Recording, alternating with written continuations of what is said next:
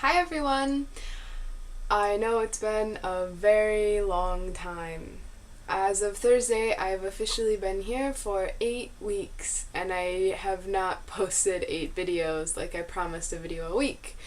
I apologize, I just have been so caught up in finding out more about where I live and working. Obviously, I work full-time, so that takes a good chunk of my time. Yeah. I do love it though. So I thought today, just like, I've been here 8 weeks, I should do a little recap. I should do a little reflection. That's kind of why I wanted to start this channel. So I think that's what I'm going to do today. I have 10 things that I've really been thinking a lot about and that I've learned. And some of them are funny, some of them are a little more serious. So I think I'll share those with you today. First off, number 1 is I would just like to say how thankful I am that my experience has been so positive so far, and I've managed to find so many kind and caring and loving people that have been so helpful to me, whether it's, translating things at the bank or inviting me to lunch, having them stay at their house. People have been so open and welcoming and friendly, and I feel like when I move home, I'm really going to be leaving part of myself here with them. I'm already dreading it, and I'm not even leaving yet. I still have such a long time. So I'm super thankful for the amazing people that I've had a chance to meet and for everything that they've given me. The second one has to do with this channel. Initially, I started this channel partially because I was worried that I would be alone or bored or super homesick and I would need something to tether me, something to hold me down. So I thought if I do a video a week, I feel like I'm communicating back home and it gives me something to do, so I don't feel so lonely. That was one of the reasons behind making this channel. And as you can see by the number of videos I posted and by the first thing that I shared with you, I have been more than busy and more than, welcome here, and I have not really felt that homesick yet. I'm really happy that I'm too busy to post videos, but I'm sorry for you all, so that's another kind of reflection I have. Maybe I'll definitely continue the channel, but maybe I won't push myself to post as many videos because, I'm enjoying things here. So basically, I'm happy that I'm not as lonely as I thought I was going to be. The third thing that I'd like to share with you is that I feel like I'm much healthier here. And a lot of that comes from having my own space. I have my own apartment, I'm working my own job, and I was this way in college as well. When I'm on my own, I feel like I become more responsible and productive, whereas when I'm at home or, living in a closer-knit community that I can depend on, I get kind of lazy. So I'm pretty proud of myself, that I've been able to carve out my own space and really set my own standards that are pretty high for myself. Alright, this one's a funny one. Number 4. I have learned while I'm here in Korea that automatic doors do not work the same as automatic doors do in the United States. Automatic doors in Korea are automatic when you go in, but sometimes when you go out, they're not automatic and you have to click a button, right? But my first week, I didn't know that. And so I'd go up to doors and they just wouldn't open, and I would wave my hand, and try and find the sensor or something, and then finally one of the people working at the store would come and click the button for me. And it's this little black button that sometimes is on the side and sometimes is on the door, and it's kind of hard to see, so I probably looked ridiculous, but I have learned that automatic doors in Korea do not work like automatic doors in the United States. Okay, number 5, coffee. Coffee in Korea is a little different. They only drink espresso. I don't know why, but it's more difficult to find drip coffee. They drink drip coffee, but mostly I was told coffee machines at the office will be drip coffee, or stores like Starbucks will have drip coffee, but smaller cafes are all espresso. espresso-based drinks. So everyone here, they don't drink iced coffee, they drink iced Americanos, which is fine. I love espresso. As many of you probably know, I worked at Starbucks before I came here, and so I mostly drink espresso-based drinks there anyway, but I just find that very interesting. It's hard to find drip coffee here. So number 6, I've always thought that I was a farm girl. I grew up with horses, I grew up on a farm.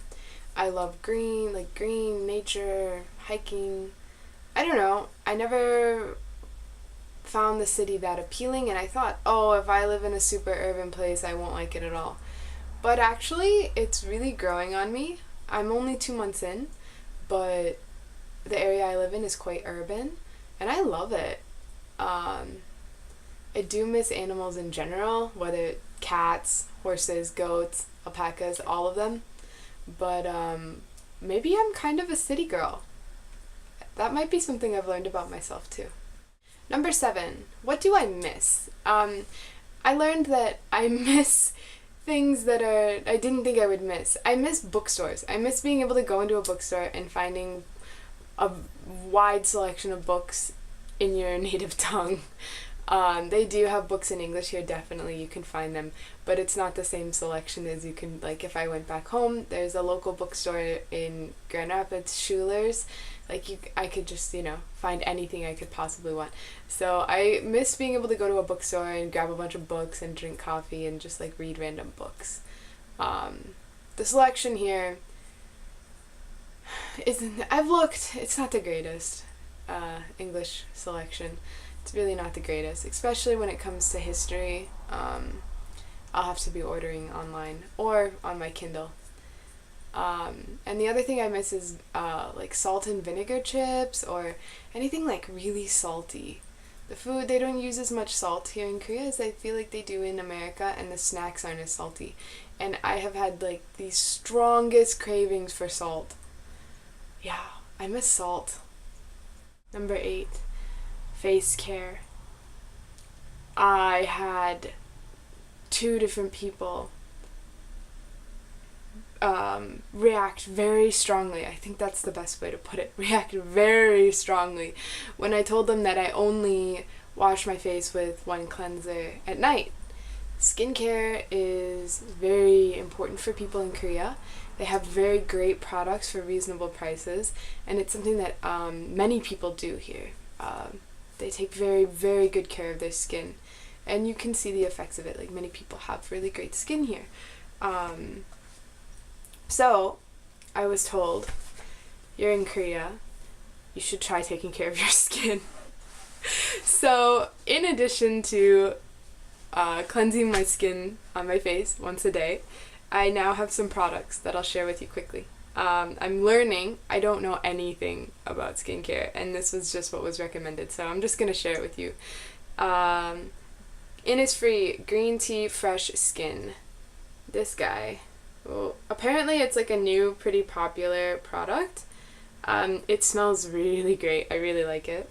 And it's a toner. So I cleanse my face, then I wipe that on my face with these little cotton pads, and then I use either this face cream at night. It's another one of the Innisfree green tea products, the green tea seed cream. It feels really nice on your face. I'm weird about putting lotion on my face. I hate the heavy feeling, but it's definitely light enough. It's a cool product.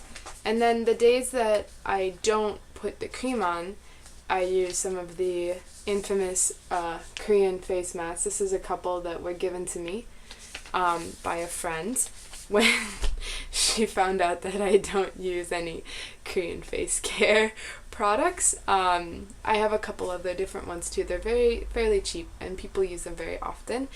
So they're the sheet masks. And so I've been trying to use those as well. So I learned a little bit about skincare while I was here.